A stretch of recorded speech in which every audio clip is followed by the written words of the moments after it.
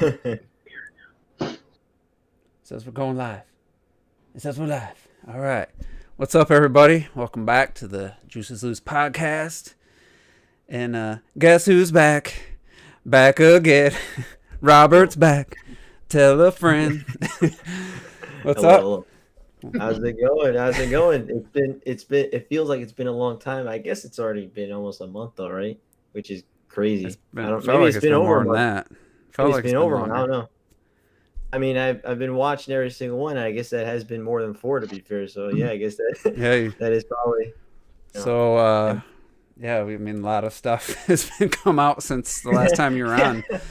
Anything that you missed that you want to have an opinion on, you want to get out real, before we start oh into today's God. You want to topic? have an opinion on? Anything, Uh, any of the past topics where you listened to us and when you really wanted to chime in on something? um. I mean, I remember when I had an opinion for something, I would comment it. But I know Where's Mario there's too Galaxy many. I'm 2, guessing. yo? How do you feel I about gotta the take the ball 3D stars, Mario yo. It collection? does not exist. It does not exist, yo. It does not exist in my hands. I did not buy it, and for the longest I was going to actually just buy it because I was like, you know what? I mean, it is not a bad collection. It still does have Galaxy and Sunshine and HD for the first time. That's still cool and stuff. And then I kept thinking about like am I really gonna like playing Galaxy without the Wii pointer controls? Like, I don't know.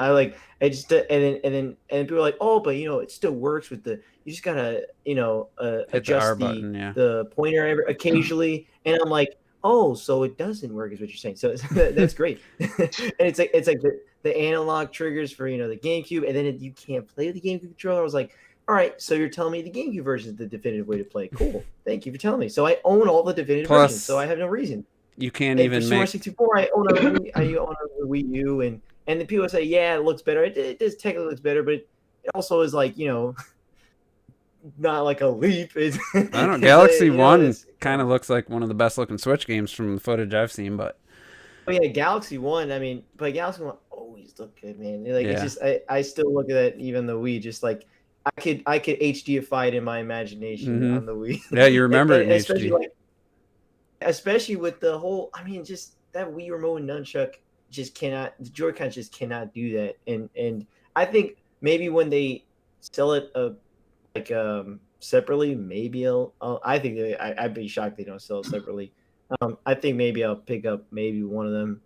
I don't know, but especially with 64, I just feel like I already own it on the virtual console and they feel so similar. And again, if it's not even widescreen, it's like I don't know. It's just I there's no watched point for me. I watched the recent gaming historian video that they done on Mario 64, all the versions of it, and by the end of it, I think it was pretty much confirmed that control-wise, the N64 version is still king Well, just because of the N64 controller. if you, I got off track in my juice opinions.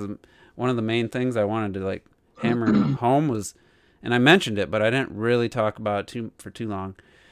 Is that literally with the Joy Cons and I guess with the Pro controller? One person said in a comment I left on the Mojo Plays review of the game, is you can't even walk in Sunshine because the GameCube controller had, and I showed like a big range of movement, and the Joy Cons Yeah. have like a quarter of that or a third of that.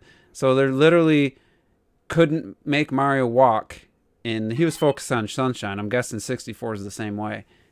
He couldn't Sure. make him walk. It was every time he touched it, Mario would start dashing, and then Yeah. you're doing backflips accidentally because you're trying to undo what stop him from running. So you turn the other way, and then you jump and he backflips, and Yeah. and it's like that right there was I was about considering opening the. If you can see in my background, I still have it, waiting for the demand to get increased and the stock to run out. That's when I was Dirty like, scalper. that's when I was like, nope. That sucker's staying sealed. I think it was the very first video I done, and I said you haven't controlled Mario like this since. And even though my original video of that is trash, 'cause I didn't actually have any camera footage of me actually showing it and stuff. The whole point of the video was to say that the range of motion, analog stick wise, that Mario has in Mario 64, was better than any other 3D Mario game that came after it. And now we come to today, and now you're seeing all these videos and stuff, and you're talking about you've seen all these videos and stuff. It's just like no, the range of motions in Mario 64 is phenomenal, and still the best way to control it to this day is with that N64 analog stick. And not even just the range of motion the stick does, but also because of the hexagonal shape of the analog stick area, where you can move it, you'll slide it into those directions and stuff. It's I missed that. You know, it's great. It's great to see. It's great to see, but it also shows you how analog sticks have changed across controllers. You know, stuff. So and then also I just feel like you know, one of T's latest videos with the whole showing off rare replay, and I was thinking that too. And I was when I played Perfect Dark Zero and stuff, I was like, you know, what the fuck? I'm like, how the hell we have this whole huge celebration for rare? And you think about all these other collections, and that was $30, dude. They released for $30, 30 games for $30, and we're sitting here acting like T needs a shout out for that one. He was the first one I hear mention rare replay in terms of a bundle. Yeah, nobody's really said anything about rare replay. I'm like, I mean, unfortunately, people forgot about it. Apparently, I don't know. But you guys know me. That's what my video's about. People just forgot about that. I'm not the biggest to me, like half the games out of the 30 are. I wouldn't even been able to tell you rare made them. You know, like I didn't know that they did RC Pro-Am until the collection came out, which is the reason for the collection. Hey, we made these games too. But just the amount of the character of the actual collection, the production value of it, all that stuff. It's just like the behind the scenes. Come on, man! Like you can have behind the scenes for your. I mean, you're talking about the most famous. Not one documentary. There's documentary after documentary. There's hidden stuff that you got to unlock. There's hidden, little videos, all kinds of stuff. And all that stuff just added up. And I'm like, this isn't even a celebration game. This is just a collection game, And so it's like you're trying to make it like for the 35th anniversary, and I'm like, no, it's not. This is not no 35th anniversary thing. Again, even the All Stars on Wii, the limited collection had art book, a fine art book that had colored pages of different designs of early artwork. Come in like a bigger box, like you have the little Switch case inside it, but have a bigger box with at least some kind of art book or something. That to me would have at least gotten closer. But how often are you gonna sit there and play the soundtrack on your Switch?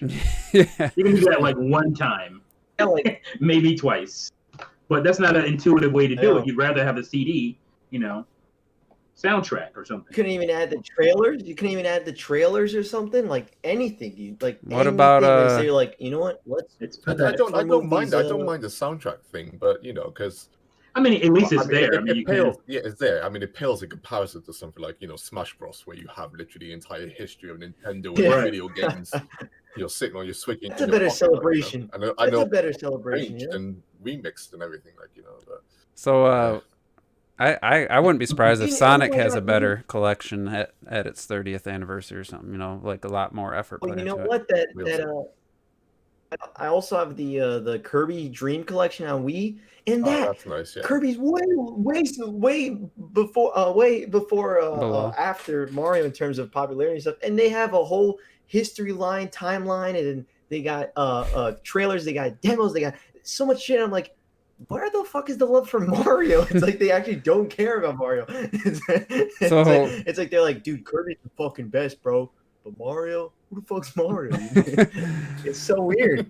Yeah, it's just weird. I mean, we've been harping on this. I know. Terrell, let me ask: have you even opened it and tried any of the games yet? Yeah, I opened it and I've only played Sunshine. You started with that, huh? Okay. Ooh, yeah, the Sunshine first. Are you new to all of them? Yeah, I'm new to all of them. I've only played Sunshine and 64 through demo kiosks. So I never actually played so how a good chunk of it. Go ahead. How many shines do you have now, do you think? I was in the 30s the last time I checked. So you're decent. What do you feel about? That's a good chunk. How do you feel about the water pack and the always the cleaning up mechanic and stuff for? I low-key hate it. He's low-key hate it? I low-key, I can't stand the water pack. I don't like only because it makes me get reckless with my jumps, and I feel like I'm being too I'm being too cavalier with it, and I don't feel like I'm actually like platform. It becomes a. I mean, there's definitely. It becomes a huge safety net. It does. It's like I get it. I get it. It's not a safety net because you run out of juice and then you fall if you. I'm not saying. I'm not. Listen. I recognize the point of it. I'm just saying for someone who's used to like you jump off a platform, you fuck up, you die. Not I jump off a platform, hold a nozzle for 5 minutes. What about when you lose it? Have you played levels where they take it away? Yeah, I played. Those stress me the fuck out. Primarily because of Mario's controls. That's why it stresses me the fuck out. Do you agree that the Mario's very twitchy? Does he not feel weird? He feels super weird. Yeah. He feels super twitchy. What's wrong with his controls? Way too twitchy. Like I feel like I'm doing Switch. backflips I'm doing back flips. Yeah, I'm doing backflips every 5 seconds because I'm trying to just inch towards like a little bit. Now, granted, I remember I saw the stuff about the Switch, so I was kind of like, okay, that's probably the Switch version, but I'm still playing it, so it's still gonna bother me. Yeah, that's I mean, I can't blame Sunshine for the poor conversion from the analog sticks from GameCube code to the Switch, because they literally showed you where you can make him walk in Sunshine on GameCube, and then in on Switch he's just running back and forth like Smash character dashing. Yeah, that's like my main thing that stresses me out. I'm like, I hate these levels purely for that reason, because I'm like, because every time I make one subtle move, and especially in those levels where and then you doing slide, you're doing tight ass platforming. I'm like, so I've died more times than I care to admit on the podcast. What do you mean? It's crazy. I thought your water pack was making it too easy. No, we're talking about the levels where they take it away. When the controls are with the trash controls. I mean, I didn't love them on the GameCube, but seeing the actual comparison, it's like, wow, like they really messed that up. And but somebody on Discord posted a screenshot. He got 120 stars within, it was like early last week or mid last week. Posted a picture. Damn. So I mean, it's possible. You can adjust to it. I mean, I've been adjusting through the process, but it's still, But I figured, I think drawing the highlights again though is another shame, because I think most people have actually been begging, just saying, why the hell didn't they include gyro controls in this game? Whether it's pointing your nozzle, that would make sense. Moving forward and backwards and stuff. It's just why didn't they use out of all the games? Controls? Yeah, out of all the games, Sunshine could have used gyros. Gyro control. Especially because I agree. Yeah, that would have been cool. Yeah, I agree. Cool. I would like that. Yeah. I have a third-party racing game. Yeah, I don't want to spend the whole time. Yeah, we got some topics to get to too. So I did enjoy Sunshine. I still have enjoyed Sunshine from what I played of it. I like the level of variety. Some of the sections are really fun. Music's good. Yeah, fucking love the music. Music's good. Yeah, and it looks good. It does. It's probably good that you started with that one though, because I think, that was the one I want. It's y'all's fault. It's y'all's fault that I started with Sunshine. All this Sunshine back and forth. I was like, you know what? Fuck it. Let's just get it out of the way. Yeah, it'd be curious because it only goes up from here. It only goes up. Because I'll be at peace once that shit's over. I'm like, all right, I can pick a side and we can move the fuck on. And then the Last Jedi, a video game. Oh God. The one thing about 64 that's gonna throw you is that instead of like holding the analog stick, you have to envision it's a C stick button. So you go tap left once to move the camera. You hear the woo noise or whatever, and then you hit it again. It's not a full live camera. It went in like intervals. Yeah, where you tap the C button, it would go, and then it would hit a. Well, I guess I should mention the camera, since that was a huge point of contention in Sunshine. How'd you enjoy the camera? Fucking dog shit. Don't you love seeing Mario's shadow though? It pisses me off is that it'll lock up in certain areas and you can't get like a full view of the area. Mm-hmm. So like, I think it's that red coin mission when you have to ride on the squid and jump over the ships and shit to get to the coins. And I'm like, bitch, I just need you to move the camera a little bit up towards so I can see the coin that's hovering midair. Nah, we can't do that. What the fuck is that's been like one of the most streamed areas I've seen of so- Sunshine on YouTube and stuff. I know that why. People, whether It's on the yeah, you know, whether they're on the squids and stuff, you know, crashing, bugging out the hell and stuff, you know. It only It's- took me a couple of tries, but man, that shit drove me nuts. I was like, bro, at least let me see the goddamn coin. Nah. Let's just You hope don't- they. I don't even think there'll be an update to fix the glitches and stuff. I don't think They had a day one patch, so I'd be curious if they're gonna do anything else. maybe. So just real quick, I have to confess, Robert, I couldn't beat the Galaxy 2 last level in 34 tries so far. I accumulated 34 lives getting all the star bits I needed. I didn't know, and you didn't say, and I wasn't aware that you also only could take one hit and you're dead. I thought you at least got the 3 hits. I thought you just had to get through it without checkpoints, but no, you can't take. Even with Yoshi, you can't even let Yoshi take a hit. It's just instant game over. So yeah, that's what makes it hard. If I had it is, and we'll also change up some enemies. Well, I can get to the final area, not the final. I can get there's 5 sections. I get through the first 3 like nothing, and then the 4th section gets me, and then I get to the final section, and there's these moving electrical beams, and it's just like. But anyway, I forgot about the whole 9,999 star bits. So I was like, luckily I had 8,000, so I didn't. Okay, so it wasn't too crazy. Wasn't too bad.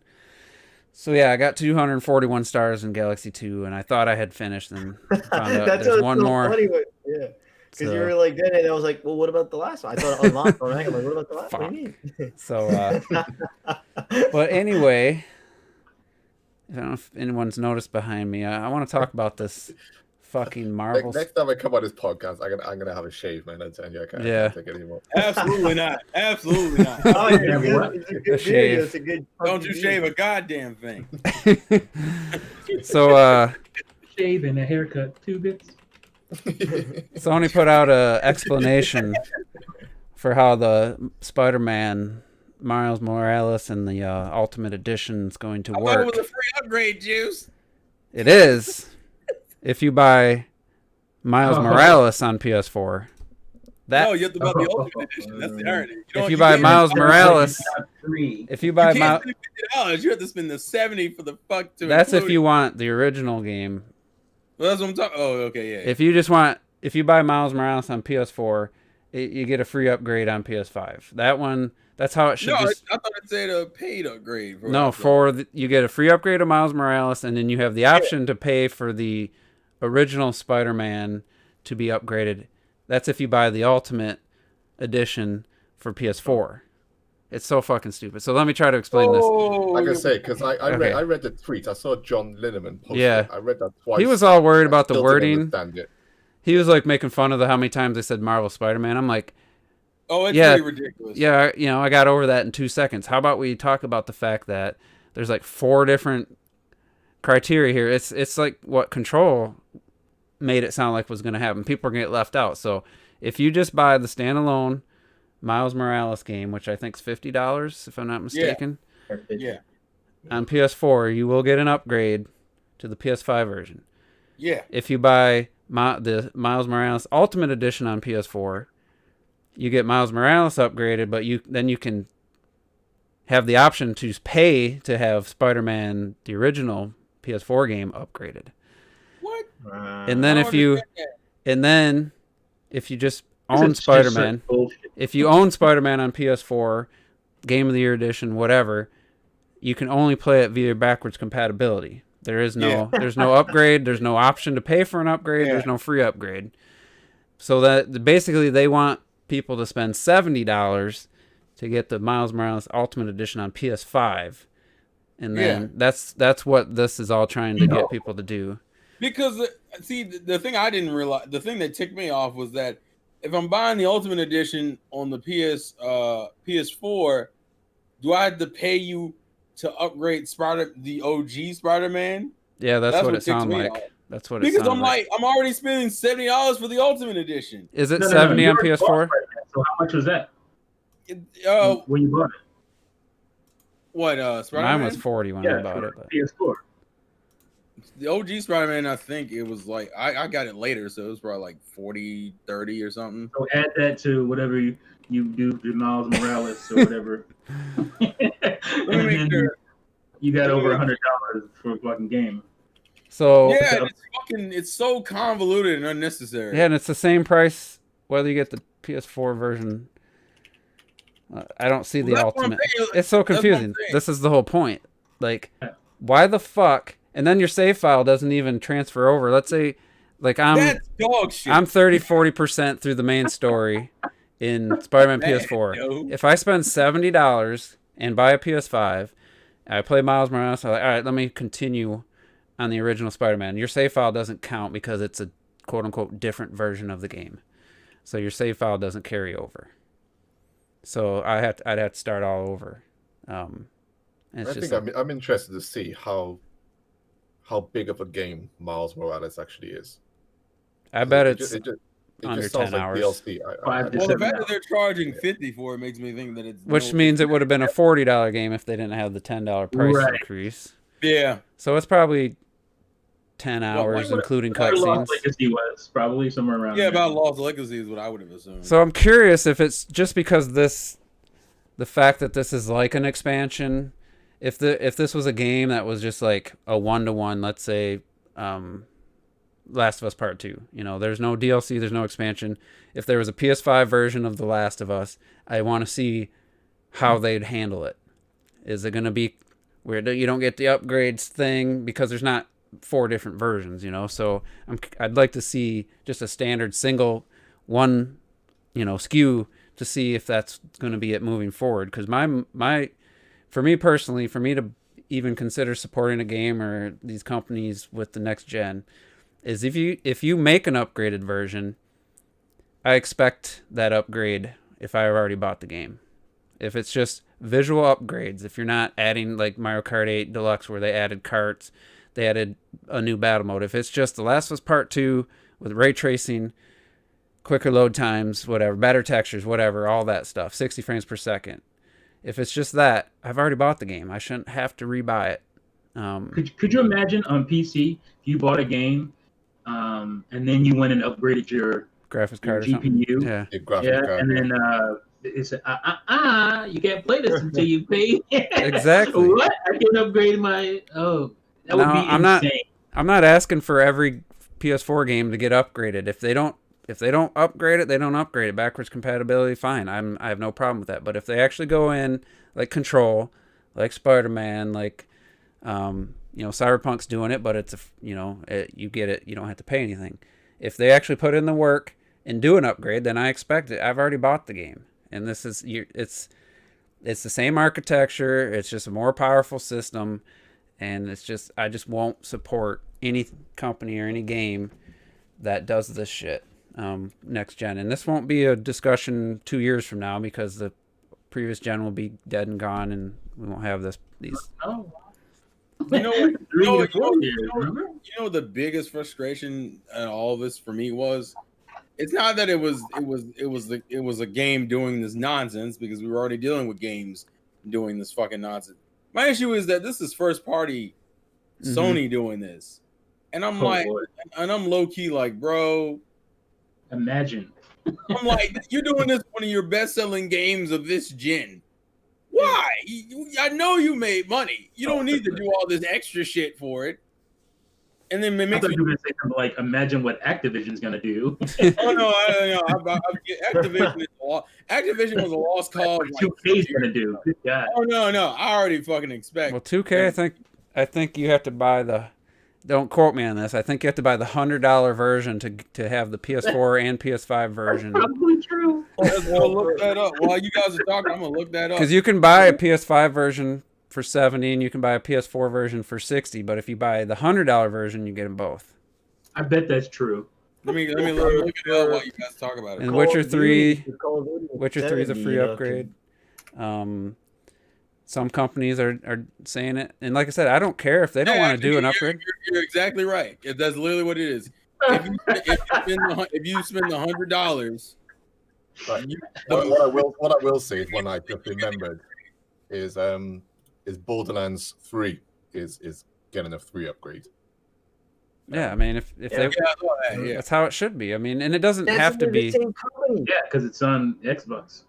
and it doesn't have to be like massive change. Just like implement something that it knows this is a PS5 or Xbox Series X, and it can take full advantage of the chips, because Digital Foundry's video, they're thinking the Series X, the backwards compatibility, it's not even using the quote unquote velocity engine that's like the super high speed, basically highway of data. It's using the solid state, but it's using it more like it's a regular hard drive. So that's why you're still seeing 20-30 second load times for some of these games that were like 2 minutes on Xbox One X.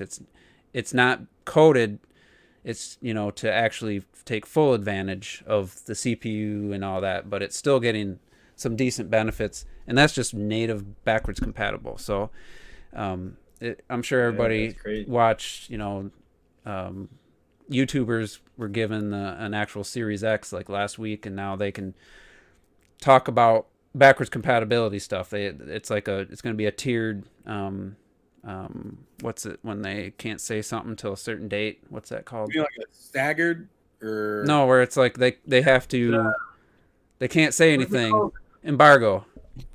It's gonna be a staggered embargo. They're starting with, because actually it makes sense, because to get all this information all at once would be a little bit overwhelming, and so they're like, all right, so this date they said, okay, you can talk about backwards compatibility, you can show load times, you can show frame rates, you can show the resume feature, and then Digital Foundry hinted at they can't show some of the other stuff they've tested yet, but they will. So it's not like information overload. I actually found it to be a good way to do it, so that you're not like getting bombarded.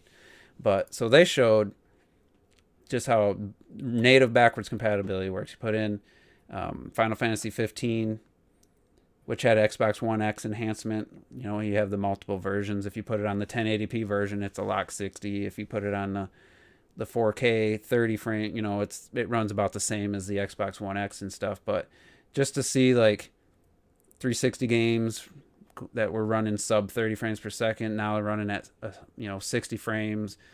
Like it was a GTA 4, which is not a game I'd ever want to play again, but just an example of a benefit of like Robert, you got your back at the backlog collection, you're still playing GTA 4, you're not playing some like new version or anything. So if you want to be a little bit more of a purist about a game, you could put it in there, and you're playing it at just a really smooth frame rate, and quick loading times and stuff. So it's like that would be perfect for somebody who's going to be playing retro games, and you want to play the actual version of the game it came out on, or this generation it came out on. I was like, damn, it's not a huge selling point for me, but just to see how it worked, and that's just without developers doing anything, and it just happens. So I was like, damn, that's cool, because that's already been a thing on Xbox. Yeah, with the Xbox One X they did it, and so expanding it now. Yeah, they put in the work a few years ago, and it's paying off. So I mean, honestly, I hold on to my 360 and my original Xbox just because I still have a decent amount of games for both. You can't make any money selling them. But I'm like, geez, at this point, if I could get $20-$30 for my original Xbox, once I get a Series X, I was like, I might as well, because it's like I wouldn't play it on the original hardware if I can play it on the Series X, basically. I don't know if every game's going to be supported, but so it's like you said, T, it's just nice to have one system, and you can put all these different generations of games in. That's great. People get all bent out of shape about, where's the killer app and all that stuff. I don't care about that when it comes to any other console other than Nintendo's. And I'm still gonna buy it anyway. But for me, this is how I'm approaching it. I'm just upgrading my current Xbox. I'm just upgrading my PC. Why would you upgrade your PC? Because it does things that my current PC can't do, and so that's why I'm upgrading my Xbox One to an Xbox Series X, because I don't have the benefits of the like we were just talking about, being able to have games look better and run better, especially like original Xbox games, like running in 4K. I mean, that's that's crazy. It's pretty big. 60 frames and all this good stuff. That's great. And for people like me, I care about that stuff. So I don't need a killer app. My killer apps are already, over there in, in my drawers. So I have all these games that I can revisit and, they look phenomenal. So I think for me, looking at what we've seen so far with the Xbox, is the only thing that's holding the PS5 together at the moment. Sony exclusives. If you're interested in those games, now for me, this has been a pretty miserable generation for both Xbox and Sony. I hate my PS4. I didn't get the Xbox One for the games. So I'm not going to be coming back to this generation to say, oh man, I can't wait to play Devil May Cry 5 again. I love that game. I have nothing to come back to. There's really nothing from this generation that's making me go, fuck, that was incredible. I need to go back to it. There's really not that much. So in terms of this console generation backwards compatibility, I kind of don't care. But that I do still play games on my Xbox 360. I still got games on my original Xbox. We now know that we're not getting anything from the PS3 and PS2 unless they go back to like PS Now or something and streaming, which I'm not interested in. We now know? Yeah. But I think hardware-wise, there's no contest right now. And I think you'll love. I don't know if a couple different people are like, man, I can't even tell the Series X is on, but they're running Xbox One and 360 games. It's not running a new or Series X game, which might kick the fans on. That's another thing I need to know about as well, because you hear my stories about my PS4 fan. Now, I need these new consoles. Which one do you have? I got the base PS4, the original one. Yeah, it's horrendous. Absolutely horrendous. I don't know. I guess maybe I don't play it enough, but I don't. Well, I got to clean mine. Hours in clean mine once a week, and when I mean clean it, I got to actually take it apart and get down into the fan and stuff. And I don't have a crazy dusty house. It's open. It's gone. Well, it's just mental. But there's still some things for me to get into next gen. I need the games. In that respect, Sony still kind of has the edge, but we all talked about Avowed and stuff, and I said, fucking hell, that this game could be phenomenal. I'll get that. So there's still these things before I jump in, but hardware wise, right now for me, it's clearly Microsoft. With no contest. We need to see what the PlayStation 5 is going to do in terms of whether it upscales your games, your older games or whatever. We just need to see all that. Apparently the older OG and the 360 games, if they're not already Xbox One X enhanced, then they won't be enhanced on the Series X above. Just it'll play it at if it's unlocked frame rate, it'll play it at a better frame rate. So it has to already have the Xbox One and X enhancement in order to have like the 4K stuff. But I'm sure they'll be adding games to that and working on new games. And the other reason this was significant though is like T keeps saying, no one's seen an actual PS5. All we've seen is CGI renders or CG renders or whatever of the PS5 true today. Yeah, and then these people have a working Series X in hand. So it just makes me wonder. Like it kind of felt like maybe Sony had the head start because we've seen a lot of footage from PS5 games, but we still haven't seen an actual physical finished system in someone's hands. I'm just curious if those reports are correct about some of the issues they've had with production. Maybe they can't spare ones to send to people, or maybe it's just too early. They weren't planning on it yet, but I don't know. It is kind of weird. It's coming out in a damn month and a half. I know. How do you not have something to send out to people yet? That's crazy. I mean, Sony exclusives still got their hold, big time. I was going to ask you, what are you playing on PS? Like, what are the exclusives that put Sony over the top for you? For me, when I bought my PS4, I need to put this into context. When I bought my PS4, this was not long after Microsoft done everything wrong Shit the bed. with the original Xbox One. It was that time. Yeah, Yeah. I got my PS4 in 2014, I think it was. You know, so it was at that time where the original Xbox-based Xbox One was just doing everything wrong. You know, and I loved my 360.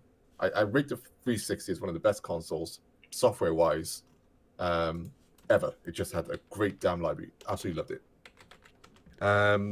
So that's what stopped me from getting the Xbox One. It was games. It was all the DRM stuff. It was them messing up with Connect and all that stuff. All just the online, all that stuff. We all know about it. So I got the PS4. When did you get a PS4? I'm sure it's 2014. So 2014. yeah, around about that. So that came out. We saw Bloodborne. I was like, holy shit, Bloodborne looks amazing. And then my friends were all jumping on Destiny. We went to a game show. We went to the Eurogamer game show, which they do done in London as an annual event. We went to that. We saw Destiny there. We tried Oculus VR when it was still low res and all that stuff for the first time. So that's why I got the PS4. And I chewed out the PS4 then for about 2 years because it was shit. They had no games on it. All I had was like Bloodborne as the exclusive. I was like, fuck it, I got nothing here. And then Xbox still wasn't really doing much exclusive-wise either. So there was a lot to it. You know, so I haven't got that Sony. I don't have a Sony. I need their exclusives more than Microsoft ones. Even though I do think that games like God of War and some of the Uncharted and all that stuff, I still do think that for the most part they're more preferable to me. But already now, you can see some stuff coming to the Xbox, and I'm just like, okay, that looks interesting. If we can get the games, I'll buy the console. Doom Eternal coming to Game Pass. Yeah, exactly. I've always followed the games, and it's just what I've needed. Doom Eternal. And I said this generation was the first generation where I haven't owned every major console. It's only this generation, and that was all because of exclusive games. That was it. And it's crazy because, I mean, the word exclusives definitely doesn't mean what it used to mean. But if you look at Microsoft Studios putting out, in my opinion, probably the best game this year with Ori and the Will of the Wisps. But it's hard to just count that because it's on Steam. It's not just even Windows. It's just available on Steam. Now it's on Switch. Yeah, like now. I don't have to buy it. I don't have to buy Xbox. But it says Microsoft Game Studios right at the beginning. And the Switch version is really good. And we barely talked about Bethesda purchase, but I want to bring up something. I see Trizzy's in the chat. He must have downloaded Rocket League free to play, and then he must have put been in the main menu and then docked his Switch and put it in sleep mode or something, because he was on Rocket League for 74 hours straight in the main menu. On Steam, it said Trizzy was in recently 74 hours of Rocket League, and it was like the next day after the free to play. So I wonder what happened there. If you can explain in the chat what the hell happened there, how that got left. Because I sent him a game invite, and it's like no reply. And then like the next day, he was still in the main menu. So he's just dealing with some of these YouTubers be out here acting like they playing these games. Yeah, just running their console for hours and hours. So Rocket League went. Here's my PS4 exclusives, right? I got Until Dawn. Yeah. Enjoy that game. God of War. Yeah. Tearaway, which I haven't touched yet. Same here. Concrete Genie, which I haven't touched yet. I've got Neo, which is kicking my ass. Got Persona 5, which is trash. Yeah. I said it. I got Last Guardian. I think I'm fine with that. I got Last Guardian, which was the biggest disappointment because I've been waiting for that game. That's why I bought my PS3. I bought my PS3 because of that game. Gravity Rush 2. And then Bloodborne. Those are all the exclusives I've got. Now, there are still some more I'd like to get, but not many. And I'm not going to say that I'm even going to come back to the PS4 and go, oh man, I can't wait to play these classics again. I'm just not going to, because they haven't. Besides God of War, I love Bloodborne. Bloodborne deserves its praise. But I haven't even gone back to it now on the PS4. I completed it. I'm done with it. You know, that's my PS4, and then all my other stuff is multi-platform. You know, like The Witcher and Tomb Raider and Monster Hunter World and all that stuff. It's just, you know, besides God of War and the games that you have that I have, that's pretty much all I'm looking to pick up on my PS4 when it's all said and done. Well, besides Horizon Forbidden West, I'm getting that now on PS4. Spider-Man I haven't bought yet, but besides that, that's my problem. The last 2 generations, my PlayStation collection has been 20 games, 25 tops. That's kind of, to me, that's kind of, unfortunately, I hate to say it, but to me, that's like standard for PlayStation for me anyway. Like PlayStation was always my secondary console, so like I never bought as many games for that as I bought for like my Wii or my Wii U or my fucking Switch. Like it's just so like I play for the ones I care about, and then anything else I really care about, if it's on my Switch, that's probably what I'm going to buy it on. That's funny because 20 for me that's the high end for a generation. That's what you got on N64 probably. I didn't even have 20. 20 is the high end. That's to me that's a successful generation if I have 20 physical games. Really? From my PS1 to my PS1, the number of games I got for each console for the PlayStation has gone down and down and down, and the PS4 is by far the console I have the least games for. And even some of these games I bought, I wasn't like screaming for them. You know, I kind of bought them because I felt like I needed to sometimes. I got to use this console. Yeah, I got to at least try Concrete Genie. I got to at least try Tearaway and Folded. I'm not saying they're bad games. It feels like an obligation, though. That's the problem I feel like at that point. You know, I got to at least try. You know, what else have I got? Oh, I tell you what I bought that I barely touched, and I think this is multi-platform as well. Guilty Gear. Guilty Gear. Yeah. I just trying to buy games, but I just found that, you know, this it's just not the same. And you know, so going into the next generation, I just need those games. I just need good games. And I hate the PS4. The PS3 is one of the worst consoles ever made. The PS4 is a far behind. I think I had 5. I had 5 PS3 games. I had 1 PS2 game, and now I have 19 PS4 games. So this is by far the most games I bought for a Sony system. 360, I bet, counting some of the junk ones I got for Christmas from people who just didn't know anything about gaming, knew I played. I got a few trash games that way. I probably got close to 20. Wii, I think I got close to 20, maybe between 17 and 20. Wii U, with digital, I have over 20 for sure. I have like 25 probably main games, and then like another 15 indies. So I got quite a Wii U's probably the most games I've ever bought on a single system. Even my Steam library is pretty. It's under 12. God, let's not go there, man. So anyway, getting back to Rocket League, went free to play.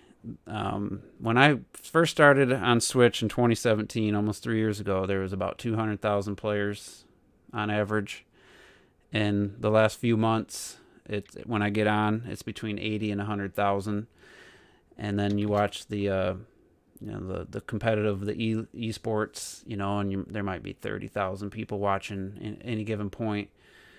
It's, you know, popularity has definitely dropped off, other than the hardcore, we're still playing it. And it goes free to play. Like, I mean, all the YouTubers, all the pro players been saying for the last year, they don't want their favorite game to die. So like, go free to play, Sonics, go free to play. You know, they were just being greedy, and they had the stupid crates, and then Epic bought them, and they got rid of the crate system, but they replaced it with like a season, like Fortnite has seasons. But if you do the first one, what are you looking at, Kat? If you do the first one and you play it enough, you never have to buy another one. So anyway, it goes free to play. First day, it was like 600,000. Next day it got up to 800,000. These are congruent. These aren't just peak. These are people, everybody, that many people online at once. Hit 1 million, 1.2 million, and on Saturday it was like 1.8 million. So, I mean, a lot of people download it and they're playing it. Doesn't mean they're going to stick with it, but still, I'm hoping that means, the esports will become more popular and because it is a great sport to watch. I watch that over the NFL now when it's on the weekends. And so great. I'm happy that a lot of more people are playing it. And I was like, well, you know what? I got my Xbox hooked up in my basement in my theater room. I was like, let me just download Rocket League again. Let me play that. And download it, doing some practice, and then I go to online play, and it says checking privileges, and it takes me to a purchase screen for Xbox Live. I'm like, what the fuck? Oh, that. This must be a mistake. Like, back out, get back in, do it again. And I was like, what the fuck? So I put this poll up. I said Rocket League went free to play, but one of the 3 console manufacturers still has the online lock behind their paid online service. Which one do you think it is? Apparently, this isn't new. The Xbox, even Fortnite, none of these free-to-play games are free-to-play on Xbox. I did not know this. A lot of people did because 221 votes, I think, is the most votes I've ever had on a poll. Pretty sure it's like double the next highest. And so 72% basically said Xbox correctly, but 19% said PlayStation, 9% thought it was Nintendo. And I'm like, why is this? I mean, obviously, I don't. Who are those people? Why? I don't understand why it's still locked behind Xbox Live if it's. Actually, no, I voted PlayStation for this. Actually, I feel like they unlocked something like Netflix. I don't know. Netflix and stuff, but not free to play. So games. it's like, why? I don't understand. Because they specifically said Rocket League is free on Nintendo Switch and PlayStation 4. Oh, nice one, Kat. She knocked over Spider-Man. She's like, "Fuck that game." Good choice. They went they put out a thing on a tweet and like, yeah, Nintendo Switch and PS4 Rocket League, you do not need the paid online service. So I just assumed it was already done on Xbox and they were late to the party, but no. So I was kind of bummed because I was like, yeah, this is cool. I can, if I don't want to go turn the computer on, I can sit at my either upstairs or in my theater room and play Rocket League. I'd probably just do casual, but still I could play it and enjoy it. And I was like, oh, she's trying to knock over Hyrule Warriors now. That's going too far now. Yeah, like Microsoft has always been pretty bad with that kind of shit. Like, actually, the 360 was the worst. Like, and I think it was already mentioned, but it was locking apps behind Xbox Live and shit. And when they changed it, I was like, okay, cool. Didn't realize they were still locking free-to-play games on there. Yeah, I didn't know that either. But I don't own an Xbox system, so that's part of the reason why I didn't know. It's just weird because they're so pro-consumer right now, and I don't know why these game companies like Epic should have enough sway to say, hey, like we're gonna take the game off if you don't make it actually free to play. I don't understand how it's because Epic doesn't. I don't think they care enough in this situation. I think it's literally gonna be like, well, it's free on the other platforms. I mean, it's Xbox still. It's like 50 million sold. I don't know how many are active being used, but it's like that's still a lot of people. Yeah. Who, and I'm guessing a lot of those people do have Xbox Live already if they got Game Pass Ultimate and stuff, but there's definitely going to be a percentage of people who aren't going to be able to play Rocket League or like it's just weird that that's still a thing. I thought that was done, so I was kind of bummed. But I'm not gonna download it on the PS4 because the analog sticks are in such a weird spot that there's no way for me to play consistently with that controller. My muscle memory is too ingrained. So back to PC you go. So yeah, I played on Switch a little bit, but back to PC. PC for sure. Because that was gonna be another little notch towards getting the Series X this year. Is just to play Rocket League upstairs, and I was like, well, I'm not gonna get Xbox Live, so anytime soon. I mean, Also, by the way, I do have PS Plus now. That was given to me. So I appreciate that. I'm gonna do a quick shout out to Type Sad. Fuck that. I low key on a rant, but I'll talk about it later. But God, that free game shit pissed me off. Oh, really? When I went on. Well, because their free game for PS Plus this month, I think, is Street Fighter, and I think it's like Apex Legends. And Apex is free to play. Wait. Yeah, Apex Legends. I think it's Apex. I I don't think it's Apex. I think it's something else. What is? I forget what it is. That's a free to play game, It's always free. Oh, is except it, on Xbox. Player Unknown Battleground? Oh, it's PUBG. That's yeah, that's not free to play. Also. It wasn't. Be free to Oh, play. PUBG is free to play, isn't it? No, it was a Yeah, I 40. thought it was. It was a $40 game. Yeah, I think it's. Well, either way, I say fuck it. Let's try Street Fighter 5. Fuck it.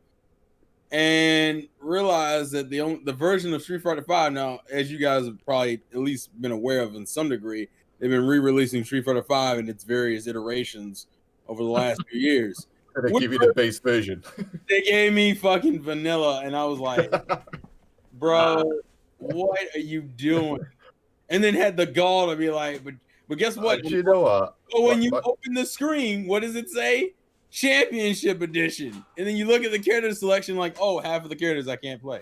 Great. You know what? My friends, right? Because we're all trying to work out what game we're gonna play for our Christmas get together, right? And this is obviously an online one now because we ain't meeting around people's houses because our city's on lockdown. But he's like, just sign up to PS Plus, just so you can get Street Fighter 5. And like, we've already got Street Fighter 4 Ultimate, Ultra. Why can't we just play that? It's like just because the online is crap. Just get Street Fighter 5. The fact that I now know is the base version, I'm like, yo, fuck that, man. Yeah, I'm right. It is PUBG, by the way. It is PlayerUnknown's Battlegrounds. PUBG is not free, so and I'm like, what the fuck? I'm like, oh, look at my free games from PlayStation Plus. I feel so honored. You gave me a. Also, apparently, there's a free-to-play version. Street Fighter 5 is the first Street Fighter mainline Street Fighter game I have not bought. I'm like the biggest Street Fighter fan. It's the first one I haven't bought, and I'm not even gonna download that trash for fucking free. No, then kiss my ass. I'm not gonna give them the numbers. I'm not gonna give them the numbers and kiss my ass. I just like, bro. I know people talk all this good shit about PS Plus, like how much. Like, I understand Nintendo has their problems with online, but like, you don't sit over here on Sony's side and be like, guys, it's great over here, and I'm like, I'd rather play Donkey Kong Country 2 on my Switch Online right now. All the time that's not even a slant on Donkey Kong Country 2, which is fucking awesome. I'm just saying, if we're getting free games, that's what I'm going right now. Yeah, at least I always hear that people say, "Oh, well, it's great to own PS Plus because you always get these free games," and I'm like, a lot of times it's a game that I own already or a game that like I didn't pick up because I didn't care to pick it up. It's just like they're not really free games, dude. You gotta pay $60 for the damn thing. Is that it's not like a back catalog. So like at least if I join Nintendo Switch Online, I get all the games they've already released. You don't have to. You don't just get the ones that just came out. That's true. Yeah, so I'm like, fuck. I'm like, oh, so I guess I gotta get it for like at least 6 months to see if I get something good. Yeah, I think that's kind of the incentive is to not just have it switch it out and it's gone. But the thing is, once you leave PS Plus, you can't play it. Yeah, that's true. A lot of people just download it. They just download the game, even if they're not going to play it.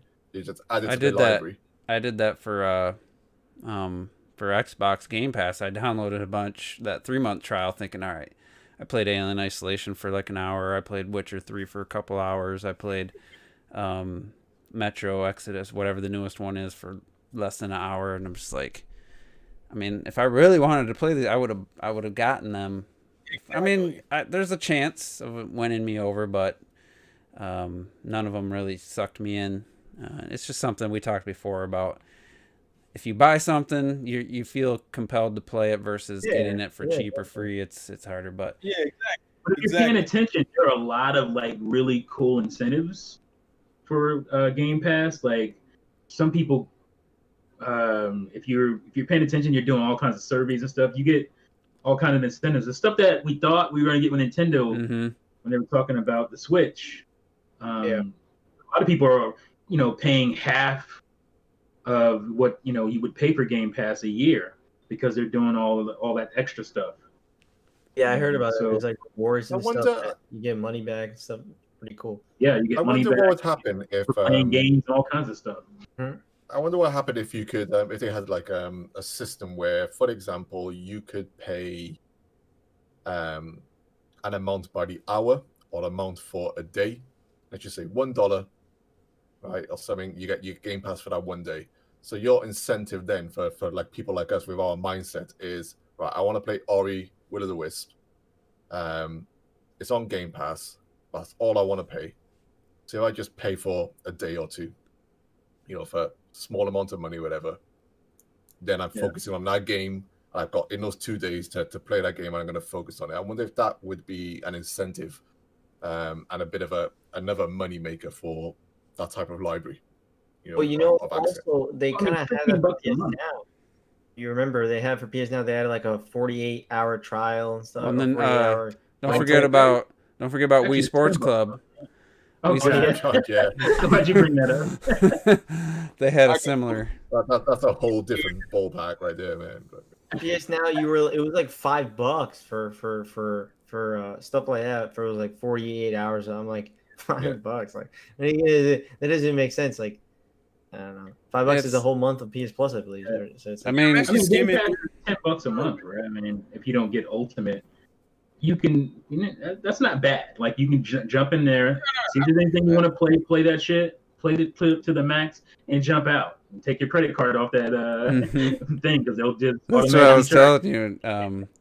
I was just like, because I know you'd mentioned that I come in your stream and you were talking about something different. I was just completely random with it, but I'm just like, because you had said that to take you had to go through. in and take that out because. Yeah, I went and deleted the card because I'm just like, I'll put it in next time. But like I said, I don't usually end up with that many games per generation. I've never been the one to just feel compelled to just play the most games possible. I have no problem taking my time. Like Last was Part 2. I mean, I don't think it was a full 2 months, but it was close to 2 months before I finished it.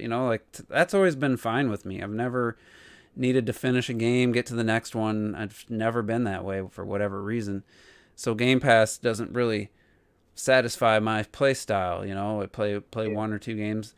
I usually had something that I would play more frequently, and now Rocket League is that game. It's my weekly. I play it a couple times a week, no matter what. Sometimes 5 days a week. That's my fix. And then I'll play and more of a single player game and go through it. Like when Hyrule Warriors Age of Calamity comes out on November 20th, I probably won't finish it before the year's over, unless it's super short. But I'll definitely finish it. I've already felt that with a few games, only since I've been on YouTube. So God of War was one of those games where I felt like I needed to complete that within a certain time period so I could talk about it on my channel. Oh, okay. Yeah, because you did a Sorry. Well, review. Where there's something like Hyrule Age of Calamity, even though I'm vastly more excited about that than God of War 2 or the previous God of War or whatever, I'm in no rush whatsoever to complete that game. I got no desire whatsoever to be in that moment. The same with everyone else. That's fine. And it's a bit like that with Paper Mario. I was excited to play Paper Mario, but I had no desire whatsoever to think. So I think it's only recently with maybe certain games where I've pushed myself, try and get them day and date and complete them as quickly as possible. Well, Just to for talk me, about with everyone else. For me, I feel like it just depends on the game. Like for me, I Last was Part 2. I was just so damn excited for the game that I would just don't want to stop playing the game. so I usually just rip it in a weekend, but it's not like it's like I need to rush to say because I want to finish it by this day. It's mostly like I don't want to stop playing it till I finish it. It's mostly something like that, And I only have that Animal Crossing. I played 100 hours in 10 days. It's like because I would play I had off and I just played that game religiously for that first whole Still time. nothing compared to Retro's hours though. That man, I don't know. Yeah, but Animal Crossing, 1,000 hours. yeah, It's Animal me. I Crossing have is another I have example 3 where hours. we're all talking about it, and you got me, Rob, and Retro playing it and stuff. But I was never going into the mindset of I need to get everything as quick as possible. Everyone's streaming it. I need to be with everyone else. Hell no. Animal Crossing in my mind was always the generational game.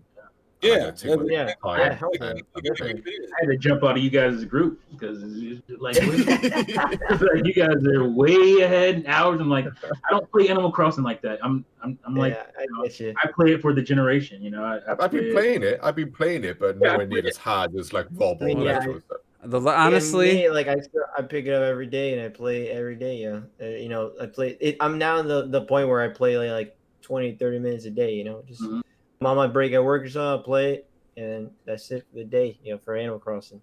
And it's been. I was just gonna say, are you talking about games that you just don't want to stop playing? Honestly, it's Breath of the Wild is the last game where I literally couldn't stop myself from playing it. Like, as much as I love Ori and the Will of the Wisps and Doom Eternal and Mario Odyssey and all the other game, you know, my game of the years each year, like Control, that wasn't my game of the year, but Resident Evil 2, I still, I mean, maybe a 2-hour play session, that's probably max. Like, I just, other than Breath of the Wild, I can't think of one in the last 4 or 5 years where I just like, I can't stop. I need to keep playing this. I have two on Switch by itself. I would probably play. I think Pokemon and Xenoblade are my two. Where I've been itching to replay Xenoblade 2 all of a fucking sudden. Oh no, you already have like 47 hours, right? It's 500. It's so funny you brought that up because I still haven't beaten that game. I'm like 95 hours in, and for me it feels like work right now. I just let me just finish this damn game. Close to in 95 hours. Every game hits different for other people. Like even with all that trash talk with Pokemon, I still play that. That's my weekly game. That game gets played at least a couple hours a week. Hell, I was playing it yesterday, and then tomorrow they have a direct for the DLC. I'm gonna be on that bitch and be like, all right, bet, let's do it. Time to get back in. I just don't know exactly what you do when you finish Pokemon. It depends if you're someone who likes competitive or if you like battler. Yeah, it's very much battling focused. You would battle other players, right? Yeah. Right, so a lot of it's me creating teams and looking for shinies and that shit. Honestly, to be fair, you catch them all. You catch them all. You try to catch them all. Oh, no, I already done that. I've already completed the decks. I'm good on that. No, I know, but that's technically that's like almost a big incentive. Oh, no, yeah, definitely. Yeah, for sure. When Juice mentioned Breath of the Wild, you know, the last game that that got you, dug in deep.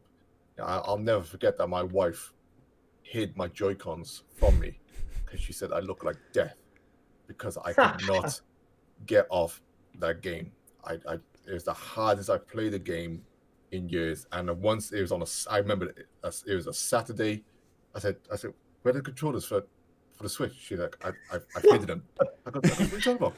You look terrible. You need a break. You need a break from that game. You've been nonstop. I like, yo, babes, don't play around now. Where my Joy-Cons? She did not give them to me, man. You're an addict. Feeling like a crack addict, man. I was like, give me my fucking game, man. And I was twitching, but that was dark. Me and college. I mean, that was GTA 4. That was there. Yeah, she's dead now. So. I literally thought I had damaged my eye. It hurt to move my eye. Like, I forget if it was the right or left one. I was like, what the hell's what happened to my eyes? Like, did I strain it? And then I play another 5 hours of Breath of the Wild, and I'm like, oh, this feels worse. Fuck. So I go to bed and think, all right, eyes heal really quickly. And I wake up, and I was like, man, my eye hurts when I look around. Like, the muscle, it's like whatever controls your eye movement was just fucking strained. And I mean, even when I was like my Call of Duty heyday, Black Ops 2, I'd probably play 5-6 hours straight. And that's just because of the addictive nature of, I want to level up and, and I'm playing with my buddies and stuff, and it was just fun. It's not, I guess it's similar, but it's for a different reason. That would be the other time recently. But the last time I've done that, actually Kingdom Hearts 3 made me do that because I was so adamant about beating that game because everyone else was gonna talk about it, and I knew spoilers was gonna be hell. I was like, fuck, I gotta get this game over. And I had to go to work like Monday, and I fucking was at the end of the game at like midnight, and I was like, no, we can't. Like, I had like 2 more fights. I said, fuck it. Stayed until about 3 o'clock in the morning. Bro, I walked into fucking work that morning, 2 hours late. I'm not gonna lie. I looked like fucking death. They were like, "Why did you come in?" I don't know, man. I just Over Kingdom Hearts of all games, though. Kingdom Hearts. You know, that was the game we waited. We knew his hype. We knew his hype. We waited over a decade for that 3rd game. And it was a fucking disappointment. But we waited over a decade. I was gonna finish that bitch. All right. So I remember for Odyssey.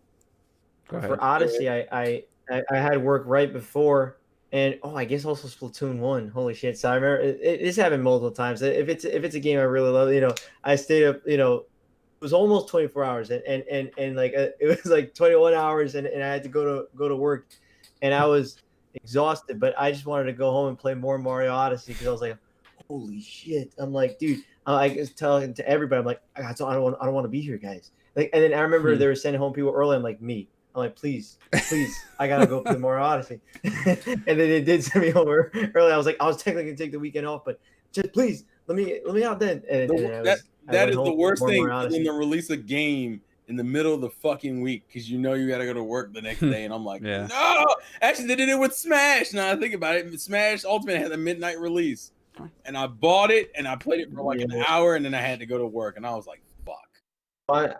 I remember, same with Smash Wii U. I mean, there's a lot of times if I really love, I usually try to play a whole day's worth. Like, Breath of the Wild, I played 24 hours straight. I was falling asleep by the end. But I did some stupid shit for Fire Emblem Fates. I owned that game twice because I was so impatient about playing it. That was one of the few times I used the Nintendo Online Store, and I bought it, so it would preload on my 3DS. So by the time I got home, I get it because my special edition of it got delayed, and I was like, "Fuck that!" Like, I'll take the $40 L on that one. Fuck it. That's how I did for Animal Crossing.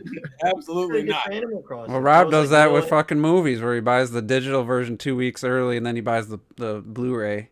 Oh, do you know what? Terrell, I'm laughing at you. I recently done that with Streets of Rage 4. See? Yeah. And I bought it on the PS4 because I ordered the limited run version of the Switch version. I was like, I can't wait for that to come from America. So I bought it on the PS4. I was like, oh fuck. And then 45 minutes later, you beat it as well. Because I only got it on PS4 because my other two friends got it. They're like, we play online. They played it together, completed it once, and then never played with me. Wait, I trying to throw shade at you beat it in 45 minutes. That's how you play brawlers. That's how it's not about beating it. The story's over, I'm done. Brawlers are not about that. I told you that excitement will fucking ruin you in certain situations. Yeah, big time. All right, so let's. What's what happened with Animal Crossing? That I remember I bought. I didn't want to wait for the morning, not another day for the morning to get the copy, and I purchased it. Because they had the preload available. They had the preload available. So I played at midnight, and then like 9 hours later it came. Jesus, dude. I can't wait for that, bro. That hype will kill you. The hype will kill you, bro. And so, but still, that I have not put in that physical card. I usually like if it's not, it's usually my stepdad Switch. My mom will play it. I personally don't even use the card because it's already on the.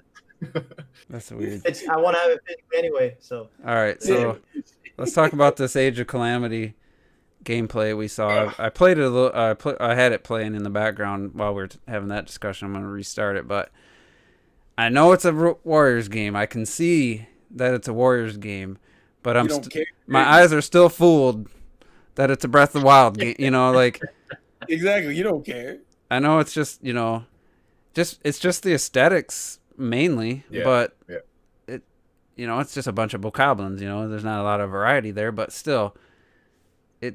I cannot fucking wait to play this. And then at least it wasn't a worry, but one of my hopes was that they'd go with a different direction with the music, and they did, because they played the music during this gameplay, and it's not like full orchestra stuff, but it's very appealing. But so yeah, we saw looks like I don't know if it's the first stage of the beginning of the game or not, but it's Link before he gets the Master Sword and stuff. And I was like, I did enjoy the combat and the combos and stuff in the first Hyrule Warriors. It just, after a while, it got a little repetitive for me when it was just playing the same missions. And the story, I mean, it was fun and all, but we had like a generic villain, and just kind of the story wasn't the selling point for me. But with this, just seeing it for me personally, I was like, all right, this is definitely pre-order day one type of game. Not that I had really any doubt. It's just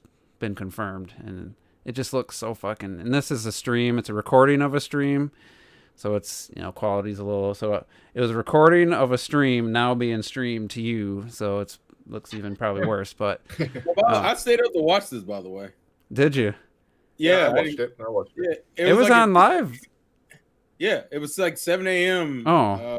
You stayed up. I was just up watching it anyway. No, I stayed up. I was because they had other presentations going on. They had Bandai's and Konami's, which they gave Konami 2 fucking shows and they didn't announce anything. I was like, say that was.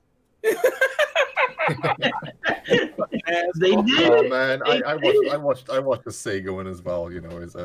We don't apart talk from apart from the Virtual Fighter tease, it was terrible. Oh. We don't talk about the Sega one. Don't bring that shit up. Sega cannot put on the show to save their. I don't know what the fuck that was supposed to be. But what I will say about this, Age of Calamity from the gameplay now, it's honestly speed-wise not that far off Breath of the Wild. They've slowed the game down to Breath of the Wild pace almost. Yeah, I mean it's slower than Hyrule Warriors, and I think that's what's what's clicking more for you as well, Juice, is that it really is almost like Breath of the Wild.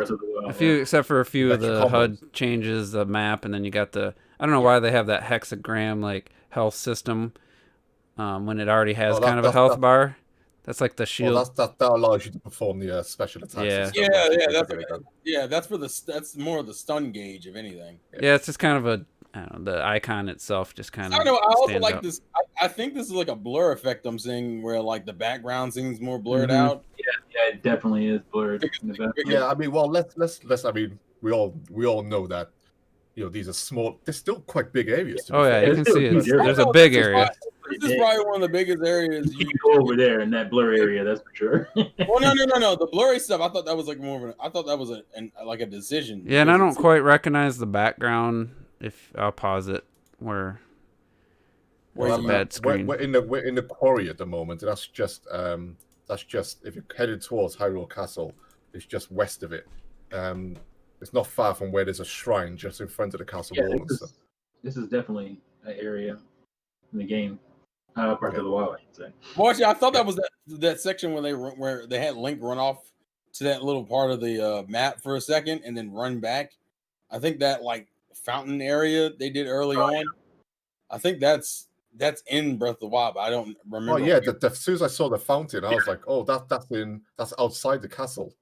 You see the fountain where it's all ruined around us. Yeah, it is the ruins of Castle Town. Yeah. Where I've had it paused here for a little bit. This area obviously it's changed since they've had to. I mean, you have to finagle some of it. Yeah, and then you also got to consider 100 years has gone by. And I don't know if you can break all those stone walls, but I've seen where you can. The fact that you can blow up trees in some of the they still got destructible damage in there, and what we saw in this one as well is that you can blow up Moblin towers and Bokoblin towers and stuff. And if you remember from the very first Breath of the Wild trailer, there was destructible environments. So I'm actually wondering now with Breath of the Wild 2, will they bring back a bit more destruction in terms of what they probably wanted to do with the original Breath of the Wild? I hope so. Because I remember when Nintendo was like, I think maybe it was Aonuma who was talking about how Hyrule Warriors gave him ideas for Breath of the Wild. I hope that continues. Like I hope He got said more he ideas. loved the cutscenes. He loved Yeah. the combat and stuff, and that gave him Bosses out and then ideas in for the middle of nowhere, that Yeah. kind of stuff. So Yeah, because there's 2 gameplay demos, and I think the second one shows off that you can, like, when you kill the Wizrobe, you can steal his weapon and actually use it in mid-fight. Whereas, like, in the OG Hyrule Warriors, you had to make the weapon and then Right. equip it to a certain character. Yeah. Yeah. So I like that whole pickup. I didn't watch the second gameplay one. I didn't want to see anymore. I've seen enough. But You watched the I did Emperor? watch the second one. It's pre-ordered. That's all that matters. Yeah, I'm that's done all I watching anything from this game.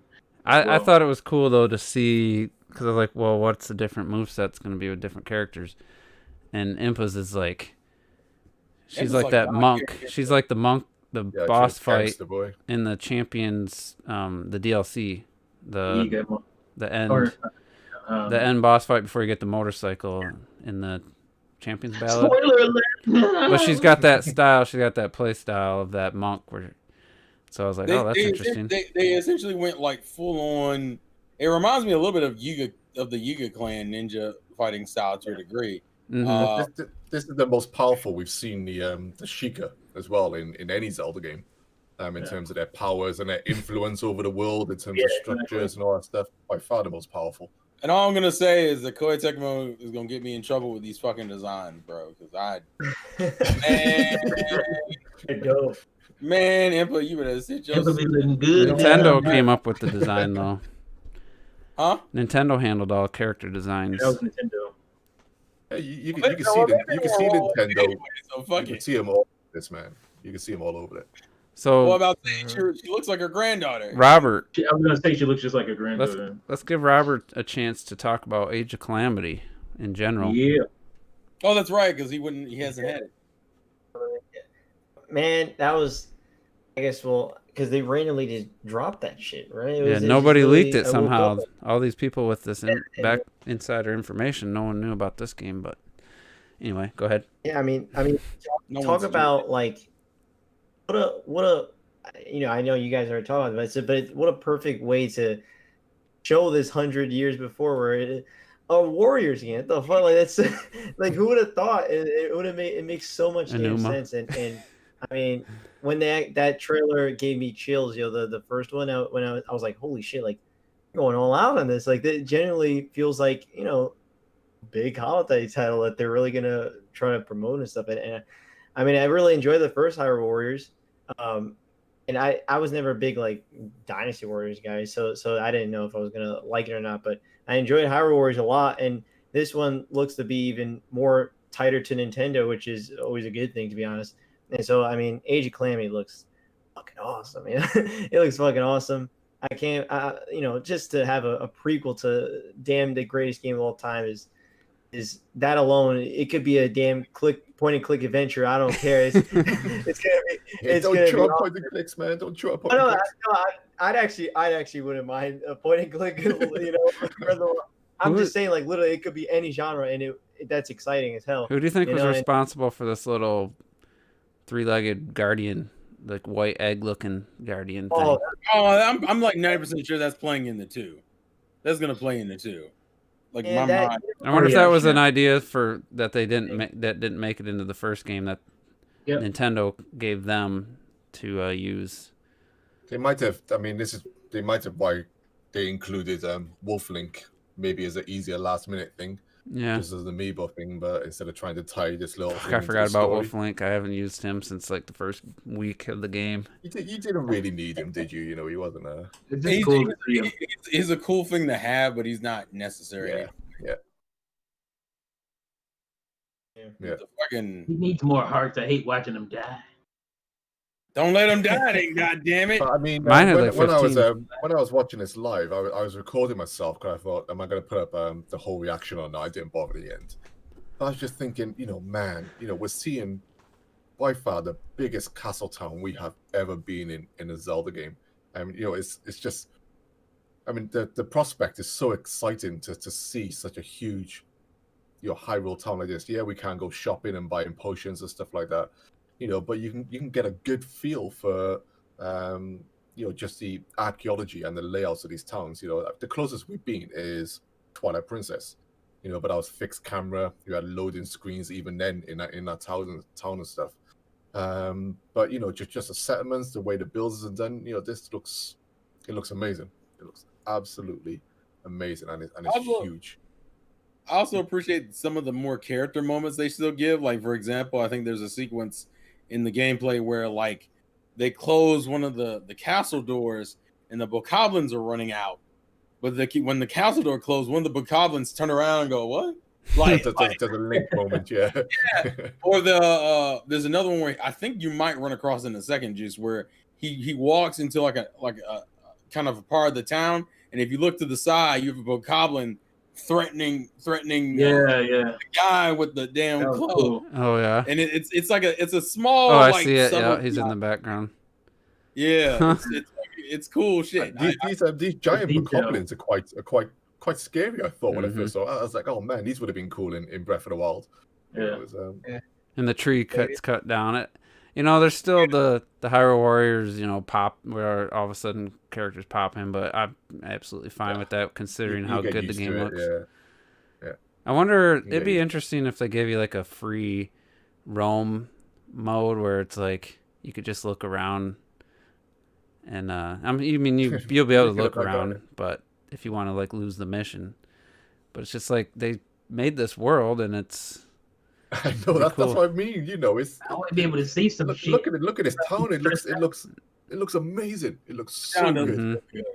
They tried to use pretty much everything they could from Breath of the Wild as a basis. I wonder if it's just like if the enemies will just be blue bokoblins next, or I know there's all the other enemies minus like the bats or the quiche or whatever. Well, there should be Lizalfos, which we I wouldn't mind seeing like would be in Zora's domain, a mixture of instead of all just one enemy, the whole time. Also, side note, no, there won't be. There'll be tons. We know there's Lizalfos. Lizalfos. We know. Oh, we don't know actually, but I saw that. It's from we saw the Wizaro, but it's like that. I guess it's not. It wasn't a big deal in the first game, but bokoblins looked pretty.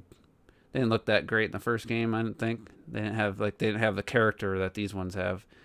So in what game? Sorry, in the first Hyrule Warriors, I thought the bokoblins were just kind of. They used the Skyward Sword versions. Yeah. Yeah, they didn't have this amount of like animation and character to them. You know, they were just kind of. They're just like bowling pins to knock over. You know, you didn't really look much better than the Skyward Sword. They definitely. Yeah, they pretty much took the personality from Breath of the Wild and tried to inject it into these. So I think they even showed where a moblin picks up a bokoblin and you can, or was that? It might have been a Breath of the Wild video I watched. I can't remember. No, Breath of the Wild they do that. I know, but I thought I've been watching so many like Hyrule Warriors stuff. Then I've been watching some Breath of the Wild stuff. And it's all blended together. I think, it was a Breath of the Wild video because you can do the perfect guard on a bokoblin that gets thrown on you. And also, side note, I love the quick fire for the goddamn arrows. Yeah, it took me to realize what the fuck it was. I didn't know what it was initially. I was like, "What the hell?" Impa's, I don't know. I from what I've seen, Impa's definitely looks more fun to play. You know what threw me off? So she makes clones, right? Mm-hmm. I thought it was gonna be 2 extra clones or some shit like that. She has like 6 or 8 of them. Six. I'm just like, what the fuck? Like, I didn't think we were gonna go that high with it. And then her special seems to change if she has a lot of clones out. Like, she gets that cool monk-like special where they're all like in a circle, and they throw fucking bombs on the enemy and like trap them in bomb box. That's just great. I love that. And she's like running away, and she's like. Seems like one of the most powerful people. Yeah, when in the cutscene she's all scared, but now she's a fucking beast. Scared running. Oh yeah, and I forgot about the paraglider. She also has the paraglider. That was the other. Awesome. Yeah, so good. Yeah, she shouldn't have been running from anything. She's just demolishing these. I love the color. I love that they're going with the blue for the spirits versions of it as well. You know, just like the monks when you free them. Yeah. You get the spirit orb, but they fade away as this blue streak and stuff. It's just. Oh man, it's just so good. I don't know what the stack and barrels kind of comes from, but it's still cool. That was a funny special. That was. Yeah, then she gets the rod. Looks like the fire rod or something. Yeah, and I found out that the Daruk gameplay, they can actually use the rod when they pick it up. Like they can aim it and they do it for the ice rod and the fire rod. So it's a cool, consistent thing you can do with it. She does The some most ninja different shit looking input with we've her had. hands, like, you know. It looks so fucking good. She don't fuck around. It is the most different looking input we've had, unless you go back to like the original stuff that people was posting. Well, yeah. No, I think people compare. It's like I don't remember that original input, you know, and stuff. You know, even from like people like showing the artwork from Link to the Past. I know Link to the Past like the back of my hand, but you know, like the original artwork input, I'm just like, oh come on, guys, you know, this is not the best. It's not the best input. Stop messing around and going back to this stuff. You know, we're talking about the proper 3D models that we've seen. Right. And, I loved it in Skyward Sword. I thought her slim, almost golden, you know, glowing, radiant version of herself. I thought she looked gorgeous. Yeah, she looked great in Skyward Sword. Yeah, but this is definitely one of her best looking models. Her Hyrule Warriors design was really good. Yeah. Oh, she was the badass version of Impa from Ocarina of Time. Basically. Hyrule Warriors. Yeah, she was bad. Yeah. And then they put out this is just her new take. They put out this trailer, and the first thing you see is the Akala or Akala. No, I watched this live, and it was all in Japanese. I'm like, what are they saying? Fuck. There's no subtitles. It had to have a different kind of even if style, different kind of take, because both are kind of the badassery. I mean, this is gonna be one of those games like where I'm playing through it, hoping to get to the next, like excited to get to the next cutscene. That doesn't happen very often for me. And I know this game, that's going to be the highlight for me, I think, is getting to these amazing looking cutscenes. It's going to be like the Lord of the Rings 2 Towers when you get the Akala. And then they show, like, you know, that they're... It's Hell's Deep around this. It'll be great if you actually, when you get to Ankala Fortress like this, I kind of feel it'd be great if you actually get in there at this moment when it is actually burning down. You need to try and get in there, because you get there too late or something as part of the story. You think, oh, we need to get to this place because that's the last line of defense, but it's already burning down. You're like, holy shit. And then, you know, it just... I wonder, like, because, you know, we've all played the game to the max. And if you're like me, you watch, like, Zeltic videos and all kinds of Zelda theory videos. So I wonder if you're not that into it, because I'm trying to, you know, separate what I know about this world just from the game and what I know about it just watching I know what videos. you're saying. You know what I'm saying? Like, I wonder I've definitely got more hyped off the Ankala Fortress situation, you know, the way the cannons are facing the sea and facing the gorgeous stuff, all because of the Zeltic videos. There's no doubt about that. The Zeltic videos, right. Because the game itself doesn't want to give you that. Yeah, it doesn't really give you a whole lot. Yeah. What do you think of this goddess right here? Urbosa. I mean, we've already seen her. She looks the same, but look at this. Look at this lighting on this fucking cutscene. It's just amazing. I just fucking. Urbosa is the bay. They don't show a whole bunch of her combat, which is unfortunate, but. I mean, but cool I like too. the confidence she walks around with. Like when she summons the lightning, she literally just snaps a little finger snap. All right, you being a sassy bitch. I get it. Damn. So you think you're gonna be able to, once you get to their storyline, go back and play the earlier missions like in the first Hyrule Warriors, where you could go back and replay the first mission? Yeah, so. Usually they do that. Yeah. They're gonna let you play. Yeah. But first playthrough, obviously, you play with the character that's intended. Right. Yeah. Yeah, they've definitely. Robert Rule 2, he thought it was the. He thought it was the Breath of Wild engine, but I don't think it is. It's close. It feels close. I think it does. It does feel really close. It's like a variation of it. I don't know. I think it's Hyrule. I bet it's their. I bet it's a Koei Tecmo's. Yeah, because it's the Warriors engine at the end of the day. It's Koei Tecmo developing it, and they've used that same engine for. It's probably their newest one that they use. They must be sharing. They must be sharing, obviously, art assets, and they got it. They got it. You know, so I didn't even notice. I feel like that was probably more of a collaboration in that sense. Like they were still look at this whole scene. Look at Urbosa. I didn't even notice her. I didn't even realize Urbosa was on top of that thing until a minute ago. Was it Val Boris, isn't it? Yeah. She didn't even Lord. see. But, Well, it's crazy. Sorry, I tweeted this whole picture just because Look at this. It's just the whole battlefield is just burning. And this is the desert. It's like, Is it just me, or is they were asking for it? Is the Divine Beast overkill? Yeah. Why do they make these giant machines? But you know what? This might be because we got like that mountain with the big hole carved into it, Right. and we don't know how that's happened and stuff. This could be maybe a divine beast decided just tried to blast loads of guardians and then ended up blowing a hole through the mountain. Because I said that last week. I think be excited to see. It's just exciting, man. Just exciting to think about why Breath of the Wild looks the way it does. Like, I mean, I don't need everything. I like some stuff to stay mysterious. Yeah, and it could have just been an asteroid or something fell from the sky 1,000 million years ago. Yeah. But it's just this is what this game is about. It's about to get your mind working about some of the more clear things that you've seen in the current Hyrule. You think Castletown is busted. All these garrisons are busted. This village got outside Hateno Fortress, where Link's final battle is. Oh, got all the clear stuff, which you're excited to see. And then you got a few other things that you think, I wonder how that happened and stuff. But it's just exciting to think about, I also think some of these cutscenes will play into the memories we saw anyway. Mm-hmm. Some of them already kind of do. I just wonder what Breath of the Wild and all that kind of stuff. You think Breath of the Wild 2 is going to have more cutscenes in it instead of because there's not going to be memories.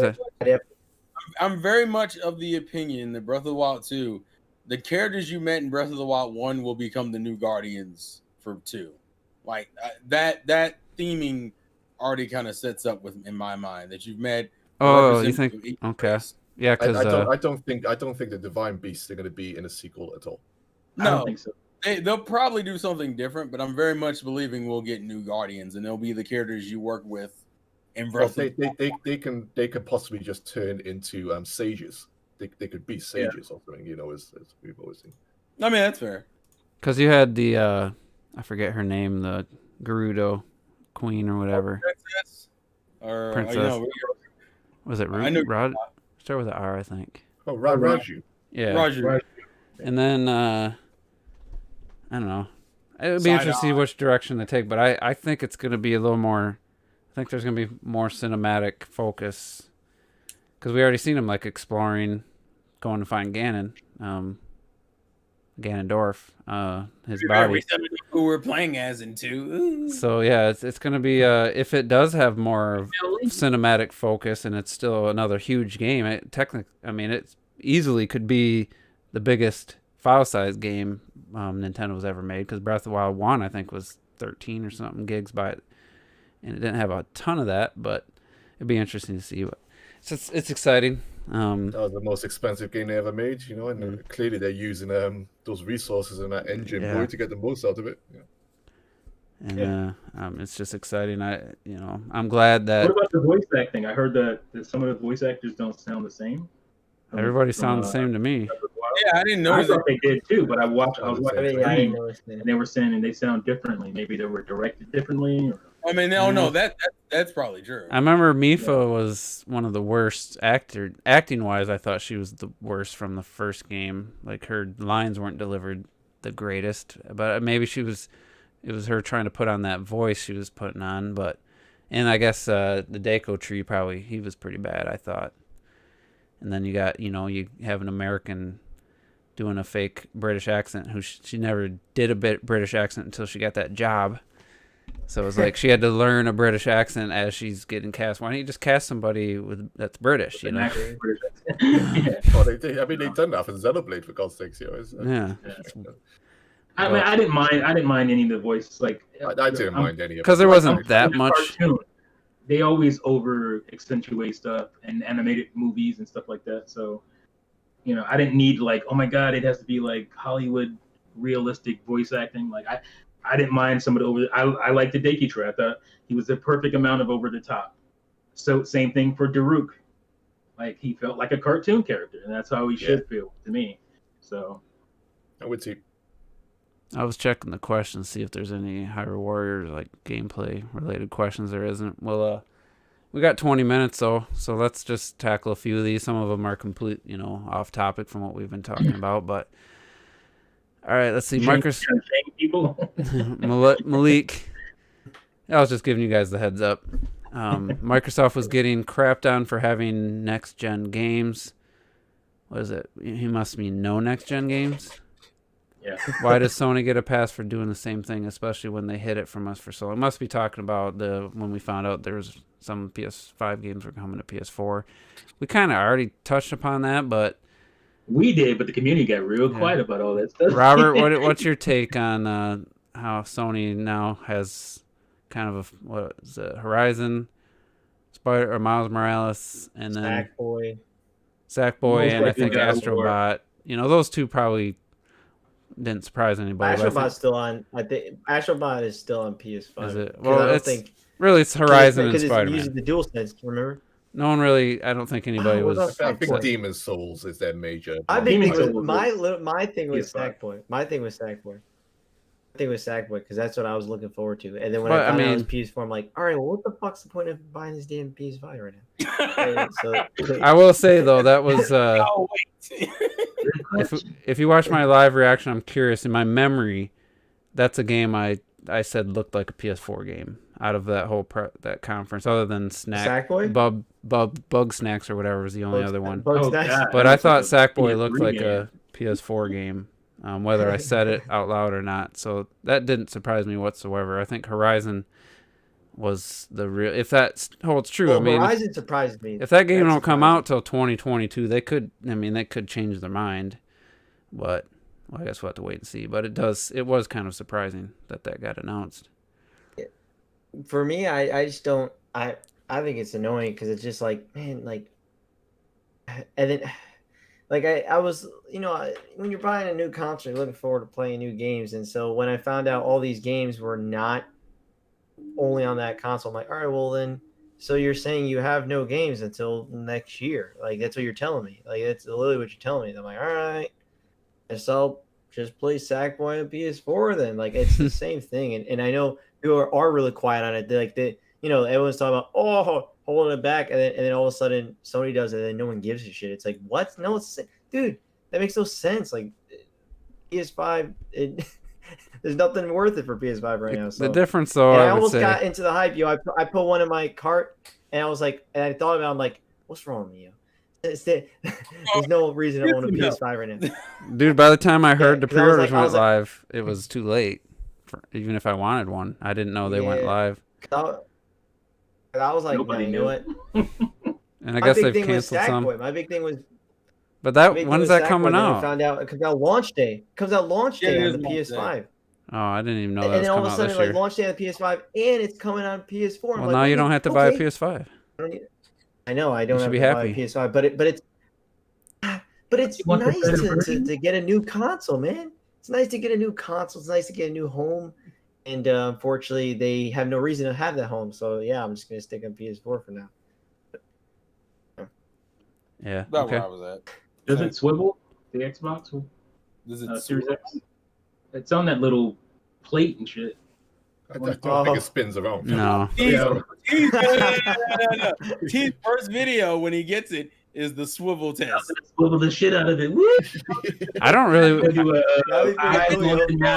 He's really like, I'm gonna have to remove a shelf if I want it standing up, and then my Switch will have to turn that sideways. Yeah, I'm already thinking about, like, this setup is not gonna work. I'm gonna have to just plop it right here on the desk. Yeah, I don't like it sideways from when the videos I watch. No. All right, so let's see. Oh, this one's a preference revealer tool to create a little game for you guys. I wonder how long this is. Let me click on this link. Can I click? I actually did click on that a little bit ago, and it's pretty long. Is it? Oh yeah, we'll have to do that next week. Yeah. My body is wrecked. Yeah, you were under a car. That can kill some muscles you don't normally use. Just holding your head up, being on your back and having your head lifted up, man, that kills me. And then having to lift a part up into. Mm-hmm. a card Oh, and and then hold have it. to line it up, and then Your arms start getting tired, and it's like when you're not used to, when you haven't done stuff like that for a while, even painting the wall, just having your arms up, just constantly all the time, it can kill you off, man. All right, Ibsters, I'm a little worried. Haven't seen him in the Discord in a long time. We usually have a different take on stuff. So let's see what his question is here. Nintendo are changing the way they do directs now. The 3 showcases so far combined is what a regular direct would be, but without any first party announcements now taken out and shadow dropped later. Do you think approach to chopping up direct into 10-minute chunks is a response to unsatisfied fans constantly asking for a direct every month? And all the rumor speculation that happened when there hasn't been a direct for a few months. I never thought of that, but it's possible. That could be their response to have them more frequently so that people aren't just constantly asking for them. What do you guys think? I mean, to be fair, people are still asking for a general direct, and I'm like, all right, right? come on now. Now it's ridiculous. Reality. It does feel weird though. They focus on the partnership ones, and then the major first-party games are just getting trailers on YouTube. Well, I mean, it's not like it's not working. I mean, how many views is the Hyrule Warriors? That has millions. Real quick. Let me look. In the direct, actually the Super Mario Bros. 35th direct is one of their highest view videos. I think it's like all right, that's fucking dangerous, but it fucking sucks for content creators. What? Like fuck, it sucks for content creators because now they gotta drop everything to do a quick ad. Well, it's funny because the announcement video 2 weeks ago has 3 million views, but I don't see the trailer coming up for Nintendo's official. Oh, there it is, 1.4 million from 2 days ago. So I mean, this is like somebody said in the chat. This is definitely going to be the best-selling Dynasty or Warriors game ever. It's going to beat Hyrule Warriors. Hyrule Warriors. So what do you guys think is the ceiling for Age of Calamity sales wise? 5 million, 10 million? I mean, what do you guys? 8 million. It might trick some people, not realize it as a Hyrule Warriors game. That's what I mean. I think so. I'd be surprised if it got above 5. I think that's kind of the ceiling for it. Actually, you know what? Yeah, wait. Hold on. Because Link's Awakening sold 5, right? And it probably is more now. We don't know. But Breath of the Wild's at 18, right? Yeah. So it's so hard to say with the Switch right now. I'll say 6, 7. I'll say 6.5. So hard to guess Switch sales on some games because even the Warriors game, I think it could be like 2 million. Honestly, people are gonna be like, "Oh, maybe that's not for me." I love Breath of the Wild, but I don't have that freedom. I can't do all that stuff. So did they even trick some way Final Fantasy trick people? It is a completely different game, so that's one thing to remember. Did they even have Link's Awakening in their last? Like, I wonder what the last official report was for Link's Awakening sales. Because I don't think it was in the last. I don't think it was in the last one they did. I don't think it was either. But yeah, anyway, I can check to see what it let's was. see. Paladin 08 asked if there will be one more Monolith Soft character in Smash. Which one do you think it'll be? He had Alma, Cosmos, or Pyramithra. I mean, it's gonna be. If it's, I think Rex. It's got to be Rex and Pyro, whatever, that combination. Right. I don't think they would do another Xenoblade Chronicles 1 character, and the X character I think is completely off the table. Yeah, if they did X, I'd be stunned. If they unless that's coming to Switch, they might be working on it. Yeah, well, they say they aren't, but there's no chance for Cosmos, because no chance. No. I know people on, but no. No chance for Cosmos. No chance. It would definitely be like a lead. It's gonna be one of the leads. Cosmos is a new Ridley. Oh wait. No, we're not. I mean, honestly, I don't even really have a prediction for the rest of the Smash characters.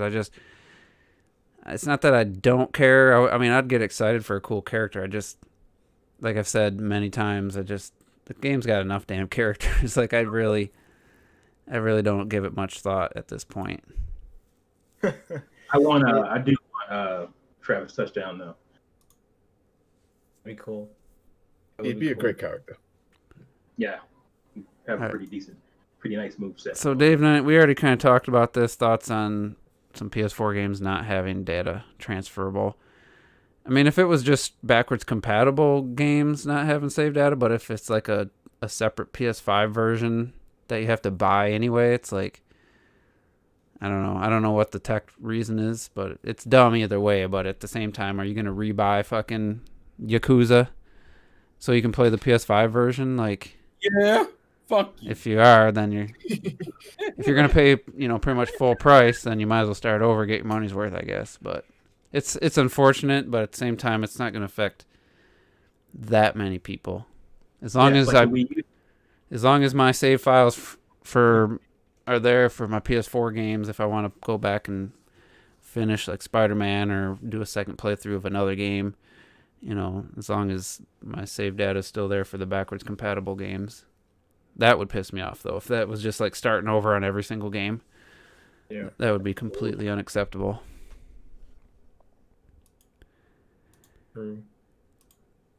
Man, another week we were barely touched upon the Bethesda getting bought out by Microsoft last week. What does it say? I know, it's like Bethesda.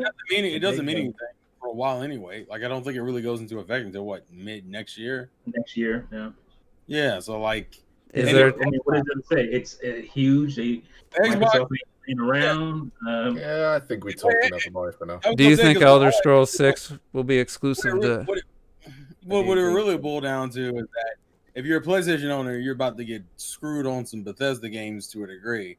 Oh yeah. Because even though they say it by game basis, what that really means is it's definitely coming to PC. You might get a couple stragglers on Switch, and PlayStation won't get any of the games until. And then if you want it on PlayStation 5, it'll be way later. It'll be way later. And then if you want it on PlayStation 5, you gotta pay £70. And you gotta pay $70. So it's a $70. win-win for Microsoft. Mm-hmm. Yeah. So, all right. Well, I think we're gonna do something I don't think we've ever done before. We're gonna end this early. We're not gonna make the full 2 hours. Hour and 46 minutes, almost hour 47 minutes. My cat's getting very annoying here. I do want to give a shout out. Okay. To this film here. Oh God. That's Rupert. Why do you have that on hand? That's fucking. I've been waiting to buy it. He was sitting there on the head on the damn desk. Is that Ron Weasley? I got it now. Yeah, that's obviously they got to throw that in the thing to let you know. Guys, yeah, it's actually a really good movie. It looks like it's gonna be. It looks like it's total garbage. Your fucking the best version, people. The best version. You think you would get tired of farting? You think you would get tired of a kid farting for a whole movie, but you don't. It's hilarious. Well, farts are always funny. God damn it. British humor. They're really good at like self-deprecation, and it's really funny. So. Or defecation. Defecation. All right, so fun podcast. Good to have Robert back. Hopefully he can stick around for a while. We didn't miss Retro whatsoever. I'm gonna speak for everybody. Forgot he was even gone, so I'm sure he's gonna watch this. But I think that's all we got. It's been busy weeks. We've had a lot to talk about the last 4 podcasts, it feels like. So I think there's just going to continue to be more and more news coming out, getting hands-on with the new systems. You got, PS5 at some point. Somebody's going to get one to show. And I wonder who's going to buy. I wonder who's going to buy first, yo. How out of all of us, who's going to get these things first? T. I'm not buying that. You'll have a Series X before anybody. Yeah, I'll probably have this before anybody. That's what he meant, just a next gen system, I think, right? Oh, yeah. In general, who's gonna get? If I could have secured one, I would have gotten one. I'm not gonna say just yet, because I took the week off that the systems come out just in case I. Oh really? Change my mind or get my hands on one. Just in case you get a lawn chair. And I might just go on launch, see what kind of launch events they have, and we'll see. But have one on launch day. But yeah, that's all I got, and we'll be back next week. Should have the full crew, all 6 of us, and then maybe with now that Robert's back, can go back to playing some of the games. Kind of took a break there. And but I can't do my GameCube collection anymore because I don't have one anymore. Basically, I sold 2 wired controllers and my Wavebird on Saturday, made $100. And apparently the Smash Brothers edition controllers are going for like $40, the Wii U version. I looked. That's not enough for me to come up off mine. No, I got to keep one if I sell my system, or if I keep it. Either way, I got to have a controller. So I don't have my AV cord for the GameCube though, so I'd have to sell. If I decided to sell the GameCube, I'd have to pull the N64 AV cord, or my eyes are bleeding, or just be like, yeah, I don't have one, Damn. But yeah, so we're gonna get out of here. We'll be back next week and do it all again. So everybody have a good night, and we'll see you next week. What's that blue cart?